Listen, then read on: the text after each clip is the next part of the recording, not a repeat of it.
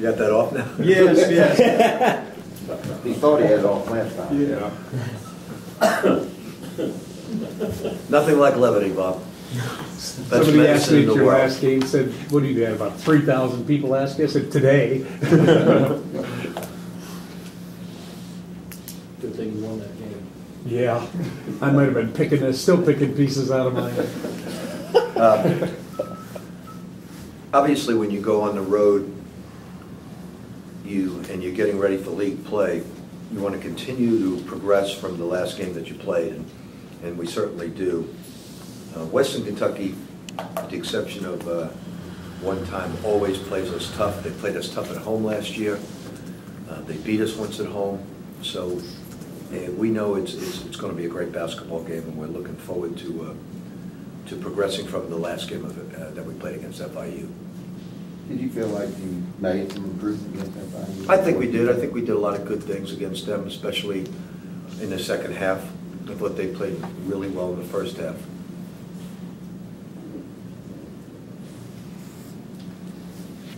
How do you figure this game helps you prepare for the Kentucky game in any way? Like I said, Bob, it doesn't matter if it's Providence, Pittsburgh. We don't even think about Kentucky. We're not preparing for Kentucky. We're preparing, and we wouldn't prepare for Providence by using Kentucky. It just doesn't work that way. These last two games before Big East play starts, how do you, what's like the last bit that you want to tighten up before conference play? Well, I think we have some fundamental weaknesses that we're doing that we got to correct. The major weakness we're doing is after we don't get the offensive rebound, we're reaching in for the ball, and it's killing our transition defense. And it's Shane, it's Russ, it's everybody on the team with the exception of Peyton, Luke, and Wayne. We got to improve that. The one thing that I am pleased with is the parts are improving. Wayne Blackshear is getting better. Montrez is improving. Shane is getting better.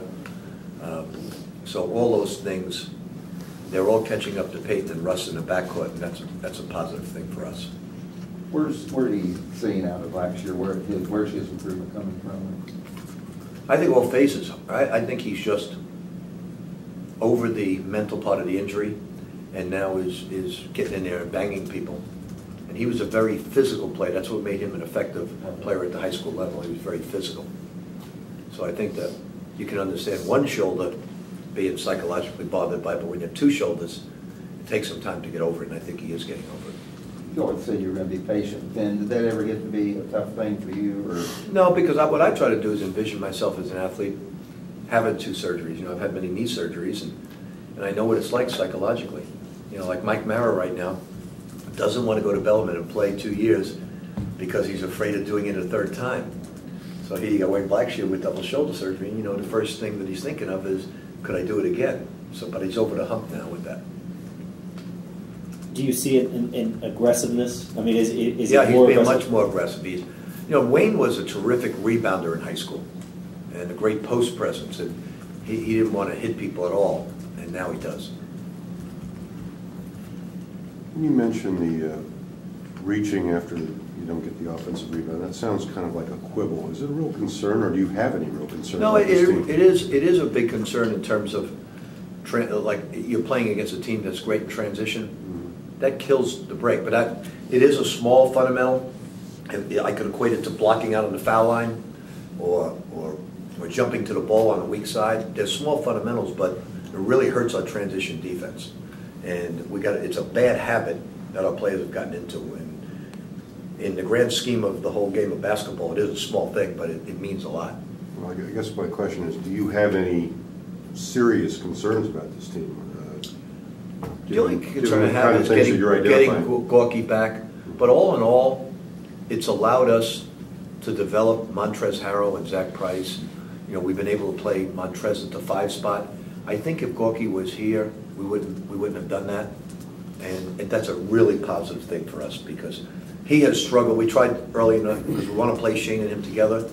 He struggled with learning the 5 spot offensively, and now he's picked it up. So that's a big positive. Do you have hope, I should say, any hope that Gorgui can play the 29th? I mean, yeah, I do. Do you still? I had hoped that he was going to play against Western, but I'm the opposite of the trainer and the doctor. eternal optimist. You know, well, not optimist, I just think that all those guys always push it 2 weeks beyond what it should be to cover themselves, you know? So, you know, they do that. They say 4 to 6 weeks, it's 4, just so if it takes 6 weeks, it doesn't look like they were a bad doctor. And we would do the same if we were doctors, obviously, we would do it. And if he comes back in 4 weeks, it's just unbelievable surgery. He's so good. Yeah. What has been done to kind of keep him in shape and get him ready? He's actually in shape. I would say he's in better shape than the rest of the guys because we've been running him by himself for 1 hour every single day in basketball running. So he's in great shape right now. You had mentioned in the last press conference about giving them some time off Christmas Eve. Yep. Are you still going to do Oh, yeah. that? All right. Christmas Eve, Christmas The reason, what you think? you know, we have never been able to do that in the past from a scheduling standpoint or from a fundamental standpoint. We had to go to work. This is a veteran ball club, and I think the healthiest thing right now, if they're successful against Western, is to give them some mental time because It's more mental than physical. yeah, you know, it's not going to hurt us. We have a program set up for them to work out on Christmas Eve by themselves. I mean, we got to the point where I even have taken guys like Zach Price. I called his mom and gave her strict instructions of what I wanted to do step by step. And so she's going to be in Cleveland with him. And so the guys I worry about, you know, I'll be giving Heaven a call, who's Shane's mom, very soon as well. The guys like Peyton, you don't have to worry about. What do you, like when you call back Price's mom, what do you tell her you want him I tell them exactly what I want him to work on and how long I want him to work on and why. Which is? Cardiovascular, basketball-wise, what he needs to do. I told Val I want him drenched, you know, because Zach, 2 days off, he'll get way out of shape. Shane, 2 days off, will get way out of shape. I know that sounds strange, but for those of you guys, if you ever lift weights, if you take 3 or 4 days off and then you try to lift the same weight, you can't do it. And it's the same thing. When you're in great shape, in peak shape, and you take 2 days off, you're bothered by it. So 1 day off is great. Then you go back to work Christmas Day. Yep. Is it fair to say that when Gorgui comes back, that the defensive end will come pretty quickly and that getting him back in sync on offense is the challenge? I think, you know, Gorgui has actually practiced. Gorgui really has become sort of like, I don't go around for David Padgett, but David Padgett was a facilitator in the middle and got everybody's shots. And Gorgui has gotten to that point where he's like David a lot, except he shoots the ball much better from 15, 16 feet than David did. So we really miss his passing skills, the way he catches the basketball, all the little things that you may not notice in the stat sheet he does. Do you see any transition or? I don't. I think we have Difficulty thrown the ball hard to him now, to his left hand. I mean, he does wear that soft bandage, and he has no trouble catching it. He has no trouble. He uses the left hand on jump hooks. So You don't see it as you don't see him having any kind of mental no, not at all. thing coming back. No, not with his injury. Where's Steven at? Are you guys still going to be able to use him sparingly, you know, tomorrow? You know, Stephen, we would be using a lot more, but he hasn't practiced. He hasn't practiced now in over 8 days. And so we're hoping, you know, we can put him in for 8 or 9 minutes. This is a very physical, low-post duck-in team, so we don't have a lot of bodies up front, so we got to be careful of that. I don't use him in practice, also not even trying it out because I need him for 8 minutes in a game. Because now if we play Montrez at the 5, we got to have somebody come in. What's a typical day for the players, Rick, during this period that you don't have classes? We have a team breakfast, then we have film, then we bring them in for individual instruction, then we practice, and that wasn't today, but this is normal. Then we practice in the afternoon, then we have film at night, and we feed them 2 meals a day. If Gorgui is able to take hard passes, how come he's not going to play them? Well, the bone's not healed. You know, he's taped up the bandages. The bone's not healed. The bone's, you know, if you didn't put the screw in, it would be 2 to 3 months before you could come back. But what the screw does, it makes it happen in 4 weeks. But, you know, it's only been 3 weeks. Next Tuesday, which is Christmas, I believe, right, is 4 weeks. So he'll get x-rayed on Wednesday, and at that point we'll know if he'll play. Can you just talk about the job that Ray Harper at Western has been able to do? I mean, you know, last year when you guys played them, they had a different basketball coach. he takes over, they win that tournament, they go to the NCAA tournament.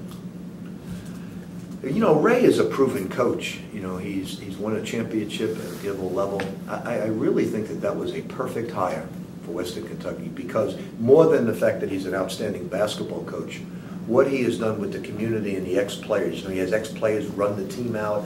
He's running a Ralph Willard Day for taking them to the Sweet 16. He's just a great believer in tradition. He doesn't want to move up the ladder, and coaching Western Kentucky is great. He believes in it, So I just thought it was a perfect hire. Like I thought, a lot of people think that Bobby Pitino in football was strange and going to take a lot of criticism. Well, I can tell you one thing about criticism: it goes away, and for those people who throw stones, they're going to go right to heaven. But for the rest of this world, it does not. Bobby Pitino is one of the greatest football coaches I've ever witnessed. And so he's going to do a great job at that place. Those players are very lucky to have him. He's an offensive genius. So Weston is they took a big chance in hiring him, but in the long run, it's going to pay huge dividends for their football program, because what people don't realize is Weston's got to make a decision about leagues. And right away, with Bobby Pitino at the helm in football and Ray Harper with basketball, they become a very attractive athletic department going into it, because that's what the number one thing I'm sure behind a lot of the decisions right now is. They're going to have to probably change leagues, and they want to be very attractive to wherever they go, whatever league they go into. And it's Western Kentucky has a lot of great tradition, and now they're building that football program up. They have a very, very progressive president. I know a lot about the man, and he's outstanding. And we've got great respect for that program, and that's why we're playing them. How different will they be? They've kind of had some injuries like you guys have had over the past few years. It's one thing about injuries. It's not going to change. Like they came in here last year. I think they were 4-8, maybe. Does anybody remember what they were? About that. Yeah, and they came in here and they were leading the entire first half. We finally took the lead. So this is a rivalry game. It is. We consider them a rival. I hope they consider us a rival, and we've got great respect for their tradition and their program, so we know how hard they're going to play. Last year they weren't nearly as good as us, and it was anybody's game. Obviously, Peyton's having a really good year, Rick. Is there room for him to even do more, get better? How do you do that? Russ is probably getting a lot of the publicity, and deservedly so, but Peyton's having a great year, because Peyton doesn't make a lot of the mistakes. He's totally comfortable and saying, look, I want to be a pro, and I want to win a national championship, and I want to do all these things, but I have no problem at all with CL getting a lot of points and being the star of the team on that given night. I'm just the ultimate consummate team player, and that's what Peyton Siva is. Now, in this generation, there are very few Peyton Sivas in this world. This generation is not like that.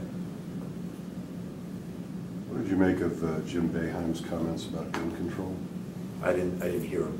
What did he say? He was pretty strident after his 900th win about the need for it. Do you share that? Do you have any thoughts? Listen, I think we all share in that. I don't think there's anybody right now. I was thinking the other night about my brother-in-law, losing him, and we toasted him at my house in a big party afterwards, and there really isn't a day that goes by that I don't miss him terribly now. He was my best friend in life. It was too short for him to go, but he had so many years. I can't fathom and imagine losing a elementary school child. I can't fathom. I'm not sure I could ever coach again. I don't think I could ever coach again. Or it would take me a long time to get back. It took me a long time after 9/11 to mentally get back. So the fact that every single person does not want it would be a mystery. I mean, this is not the beginning of American civilization where we need guns because it's the Wild Wild West, or we're not talking about a hunting license. There should not be guns in our society. We all know that, and politicians know that. But I can tell you one thing about politicians. This is not the era of Tip O'Neill and Ronald Reagan, or Newt Gingrich and Bill Clinton. This is. I study politics. I love it. This what goes on between Congress and the Senate and the ultra-left and the ultra-right, it's so absurd, it's ridiculous. I mean, they all should be voted out. Every person that goes too far to the left or too far to the right and does not want to do good for America should be immediately voted out. And nothing will change, in my estimation, and I won't get out of politics, until you have term limits. Until there's term limits, you won't get rid of these people. All they do is build up their war chest and they just go for their party line. They don't do what's right for America. If they were doing what's right for America, that next day, the country would demand gun control. So Jim's right.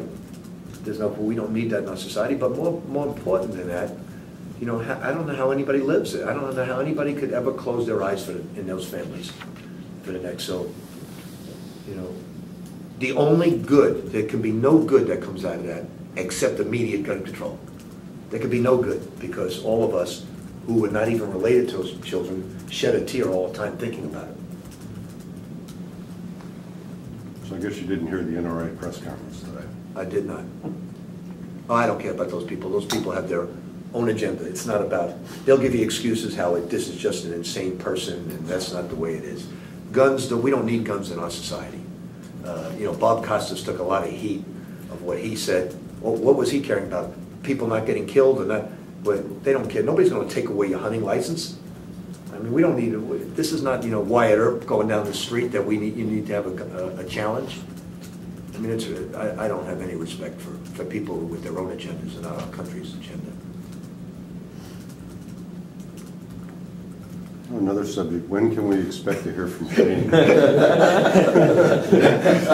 no good segue. Yeah. Well, what's today? Today is December. When the second semester starts? January? Whenever second semester starts. Actually, second semester will start, first day of classes is January 7th. That's when we'll hear from Shane. Serious question though. How does it punish him not to talk to us? It's not punishing you guys, certainly. It's punishing him because he's done some things that you don't know about. Right. Okay? And he is not to be in the limelight because of that. And so it's not a punishment as much as he is out of the limelight for what he did because he did the wrong things. It doesn't bother you? Think it bothers him? I think he realized he's ostracized by you, and I think he likes to speak to the media. I think he enjoys it like Russ. I think he enjoys it. It just takes away a privilege. And speaking to you guys is a distinct privilege that I always love.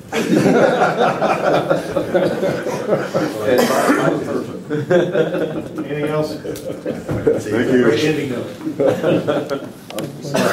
Merry Christmas, everybody. Merry See you. Christmas.